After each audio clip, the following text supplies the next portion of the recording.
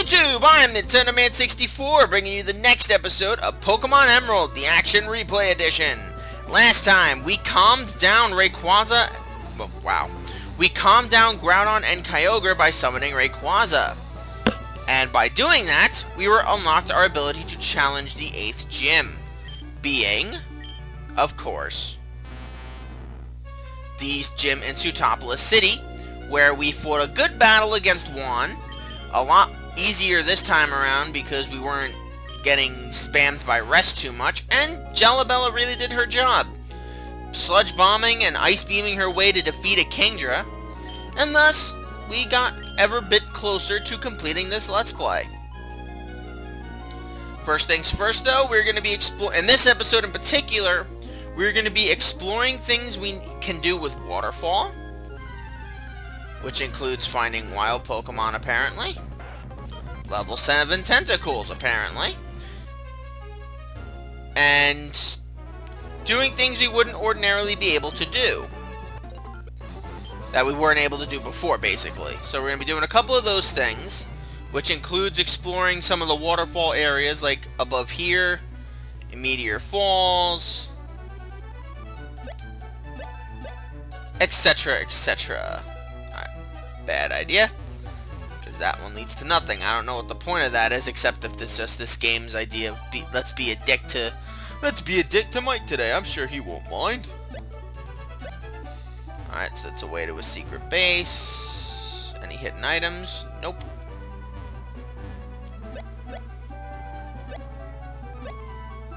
So fucking A. Should have seen that coming, but I didn't. Why do you want to only cooperate, like, half the time I use those button combinations? Whatever. Alright. Okay. There we go. And it's a rare candy. Alright, good. It was actually useful. I was afraid it was going to be like a not mega potion. I thought it was going to be like a super potion or something. I'd be like, oh my god. Actually, how close are you guys all to being at levels? Well, you're close to leveling up. So are you. Not really. Not really. Don't care. And don't care. Alright, Chub Chub, you're falling a bit behind in levels, so I'll give you one. A free level on the house. You earned it. And we got a nugget we can sell. So that's awesome. And now that we've been able to explore that, it's time to explore the next area I recall there being a waterfall, up in Fall Arbor Town.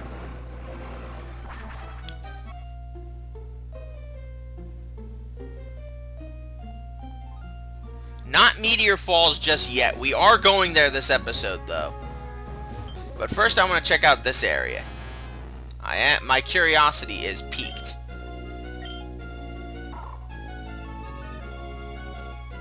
And it's all for another rare candy. Okay. Chub Chub, do you want another level on the house? Yeah, sure you do. My god. You're gonna have so many stats over 100 by the time we get to this fight. You are gonna be so useful, Chub Chub. Nothing else up here? So now, without further ado,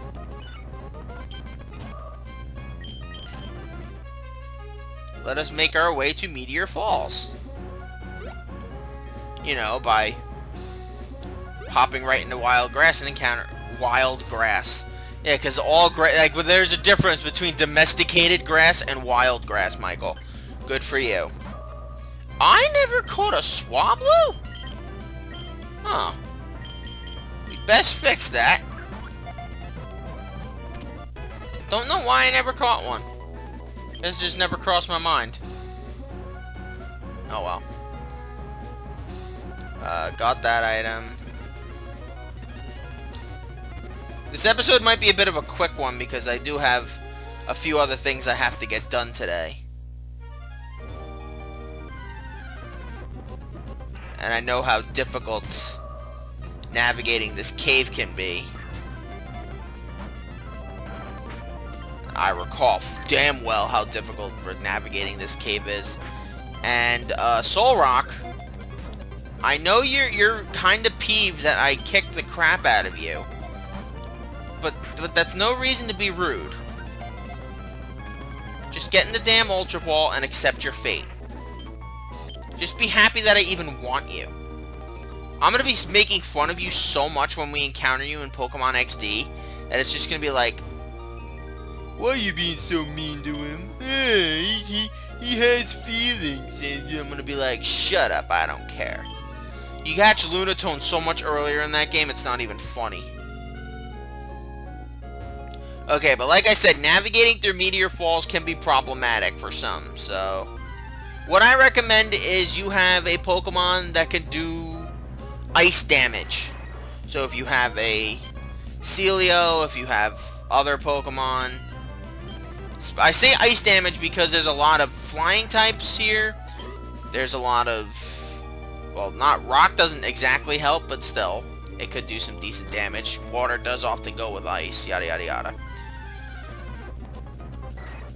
But there are a lot of Golbats here, and in case you didn't know, there is a Dragon type here that we can catch. Not a legendary, but a pseudo-legendary. One I used on my team not too long ago. Okay.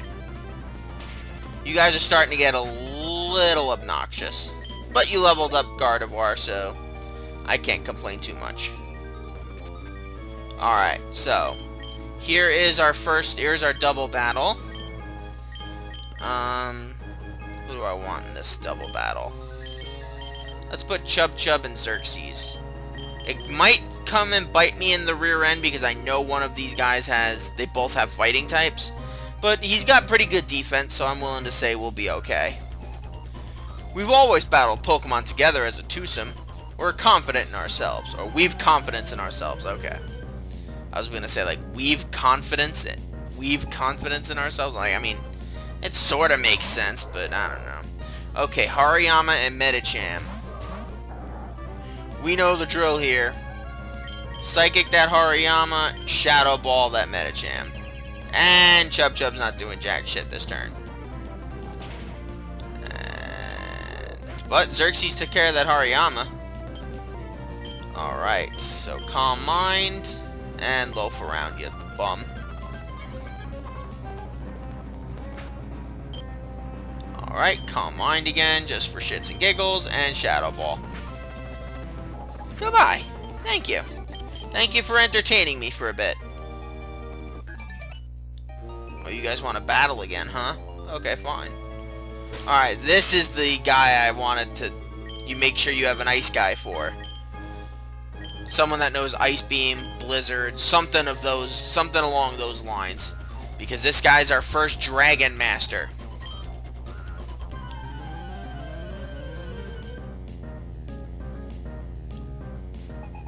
He has two Altarias. In case you guys don't remember, Altarias are very defensive. So you'll want someone who can do good ice damage. Jelibell is not the best, but should prove valiant nonetheless, since it's 3 levels higher, and ice is quite effective against Altaria.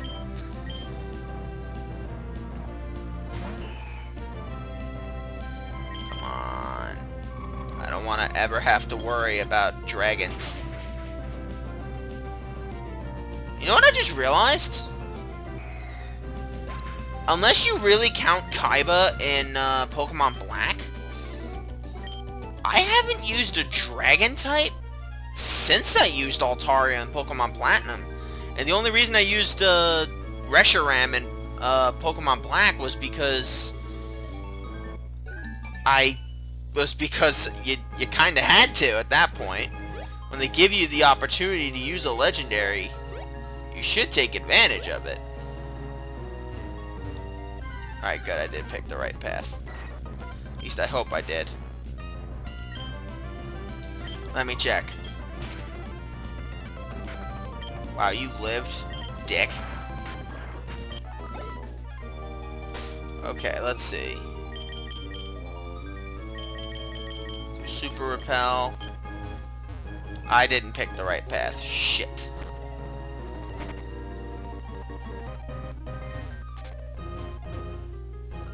Wow, I'm going backwards. Jeez. Remember why I said this place is very difficult to navigate sometimes. Okay. So you want to go to this side. Why did I always think it was the right side? Oh well. Okay. You will find two things in the cavern up ahead. First, you will find a TM for Dragon Claw. Not necessarily the most useful TM, but one you might want to use just in case you need some little bit of extra damage on your team, because even though Dragon is only super effective against itself, its moves are pretty damn powerful. So you might want to teach it to someone on your team, and Naruto can learn it. So why not? Let's let Naruto learn it. But what to replace it with? Quick Attack is its only physical attack, and we haven't really gotten a lot of use out of Pursuit, except in that one gym, and it's only going to be useful against Ghost and some Psychic types moving forward. So let's get rid of Pursuit. The second thing you can find here is a Pokemon that was previously mentioned. It's gonna be a bitch to catch, I will admit that. So you'll want to be careful. In fact, I'm gonna be using George for this one. But it's gonna be Golbats first, so. And of course, naturally, you can't escape because you have to use, it has to do its damage before it'll let you escape. Alright, and we got, alright, here it is, a Bagon. This is this game's version of Dratini. It is a dragon type that is easily killed by an Aurora Beam by a Pokemon 5 levels shorter than it. Oh, whatever. Anyway, as I was saying, if we can find another one, that'd be really nice. But it's gonna only give us friggin' Golbats. And you know it has to get its damage in.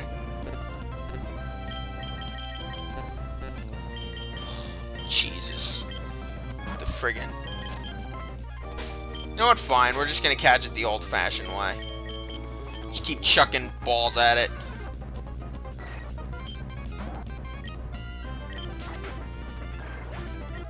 But anyway, as I was saying, it is a dragon type that, as you would expect with most dragon types, it's very difficult to raise. But if you raise it properly, you level it up, you stick with it as long as you can, your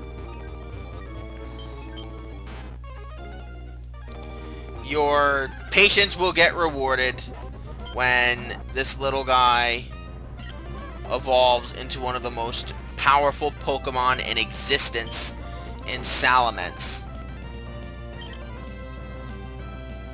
And I'm not going to attack it with anything else because I want to catch the damn thing. Not for my team, just for the sake of catching it. It's the only area in the game you can catch this Bagon. You cannot catch one any other way. And by the by, speaking of that last episode, when we talked about how awful that trade for, you know, can I teleport out of here? I can't teleport out of here, shit. What a great friggin' use teleport has been. But speaking of which, getting back to how I was talking about how incredibly useful that Bagon for Horsey trade is, you could literally catch a Horsey to the left side of Pacifidlog Town. Not even kidding. You could literally catch one right there. It is a joke how ridiculously horrible that trade is. In fact, all the trades in Emerald are particularly brutal. The only time I've ever really said a trade is pretty okay, like by most standards, oh my god. You know what, screw this.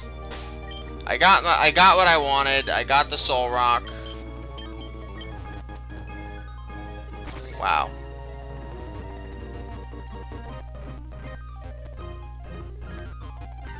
Oh, there you go. I knew there had to be a way out. And naturally, now we're gonna get all the Golbats that are level 40. But like, seriously, you could catch it right in the water, right to the left side of Pacific Log Town. It's friggin' ridiculous. In fact, let's go do that.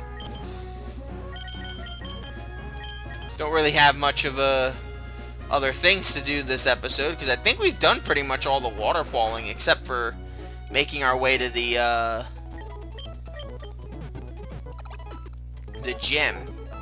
I could basically prepare myself for what I want to do with some of the legendaries that are coming up, but for now I think we're gonna hold off on that because I have only one half of what I need, and I'm gonna have to look up and take notes about what exactly I need for the stuff later, for getting these Pokemon later. But as you can see here, we got a bunch of currents. If you let these currents take you, they will carry you all the way, if you hit the right ones, back to Slateport City. So you don't want to hit them unless you, like, are really curious about seeing what's in Slateport. They're big news. Spoiler alert, there isn't anything out there. Now I'm going to register the Super Rod. It's not a high catch rate from what I remember. And I remember you gotta focus with this, so you can take multiple tries to get what you want.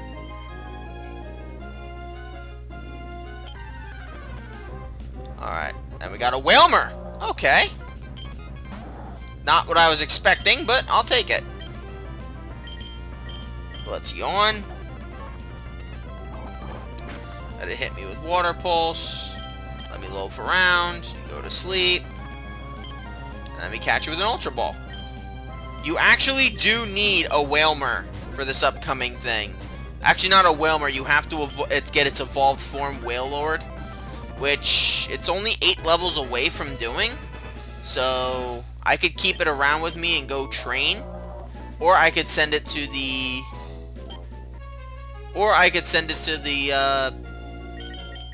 In fact, actually, I think I am going to do that. We're going to fly it over to the daycare center, and we're just going to let them take care of all of its training. And basically, all it really needs to do is gain... All it basically needs to do is gain... like... I think it's 7 levels to level 39, and then I level it up to level 40, and then it'll be ready for use. But let's fly back to, Pacific... No, not cut. Dino Slave. Fly back to Pacific Log Town. And then we can do all sorts of things like that.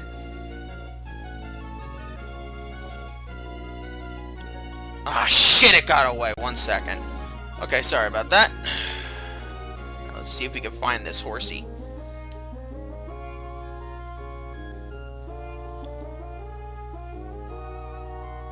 I'll admit, I don't remember if it's an easy find over here. But my god, I remember having to farm for so much time to find a horsey.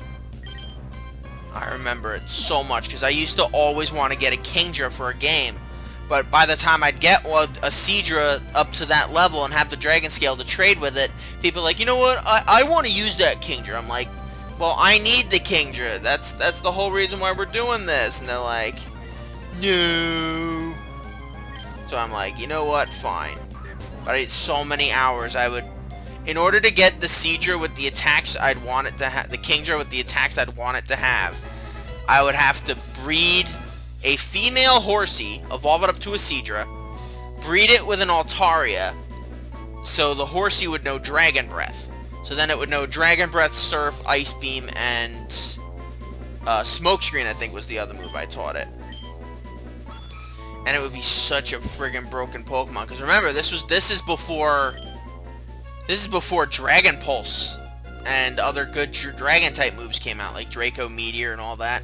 So your best bets were Outrage if you had access to it, which I think as of this point As of Ruby and Sapphire, you could only Rayquaza New Outrage. And then, once Fire Red and Leaf Green came in, only you had to breed it whatever you wanted with the Dragonite line. Blah, blah, blah. I don't even. I could technically go do that trade right now, but I'm honestly running out of things to do. I gotta think here.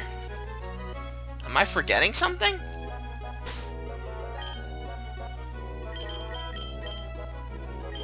You know what? We'll go put the horsey in the computer. And I have an idea of what we're going to do for the next episode. While I begin taking notes about what we're going to be doing for the legendary Pokemon and finding them, what we're going to be doing is we're going to be taking part in